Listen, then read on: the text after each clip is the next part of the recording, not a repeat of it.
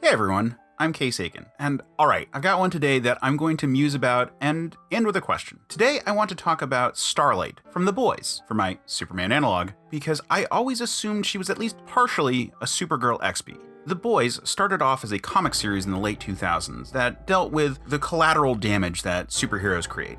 It's violent and dark, and honestly, if you're familiar with one of the creators, Garth Ennis, then you should expect nothing less. It also deals with things that are difficult, frankly, to talk about.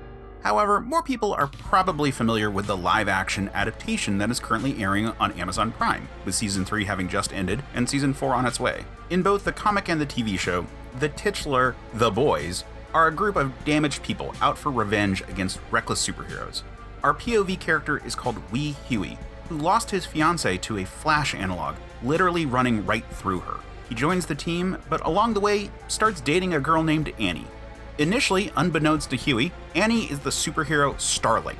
She first was part of a conservative Christian teen team, and we see in flashbacks that her upbringing was very much like a real-life girl on a beauty pageant circuit.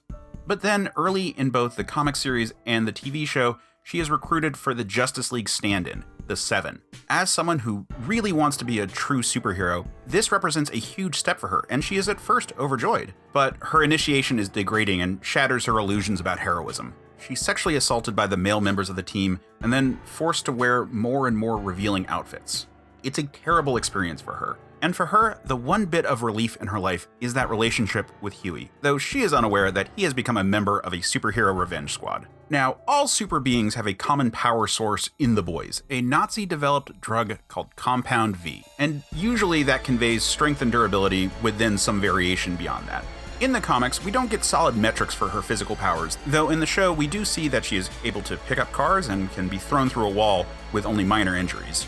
In the comics, she is shown to be casually able to fly, and that is a power that develops over time in the TV show.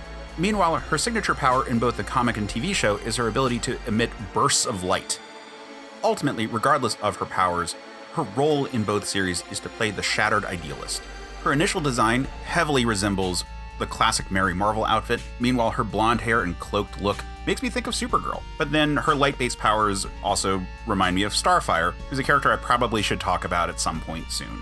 And with her being forced to put on more and more revealing outfits as a result of a PR scheme from a sinister corporate overlord, she represents lost innocence of a teen hero who was warped and perverted by figures of authority, a meta-commentary on the comics industry, and honestly media in general. So here we come back to that question I mentioned. Is she a Superman analog? Is Supergirl part of her DNA? Is she too archetypal to even really say?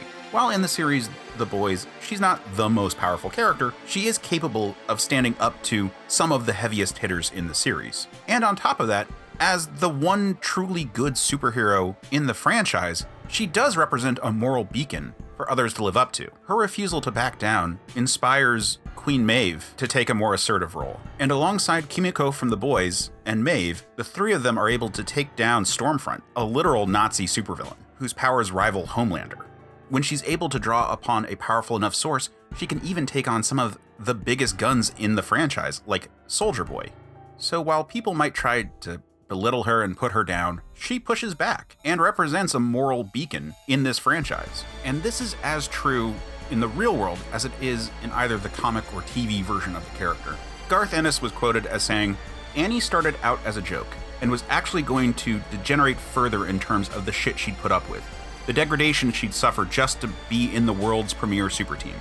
But I found myself writing Hughie moping in Central Park, and then to my great surprise, I saw Annie walking down the path. That was when I realized I wanted to take her in a different direction, make her stronger and more rounded. I probably felt a bit guilty about Annie, and ended up treating her a bit more responsibly as a result." So ultimately, here we have this character who people want to dismiss, but then she inspires them to be better. And I think that's a really Superman way to be. So next time, we're going to focus on a hero that people sometimes dismiss because of her beauty. But until then, stay super, man.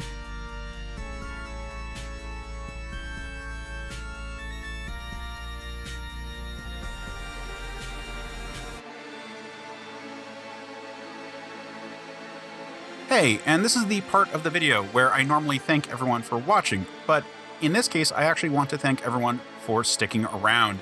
The holiday season was pretty hectic, and I think a lot of people noticed that videos were coming out a little bit later. And when we got to Christmas and then New Year's, I was not home between work and traveling to see family. So I just appreciate everyone's patience. If you want to make sure that you don't miss these videos when they drop, please do all the YouTube stuff, like and subscribe. Check out the podcast that goes along with this show at certainpov.com. But we'll be back next week, and I hope you have a great one until then.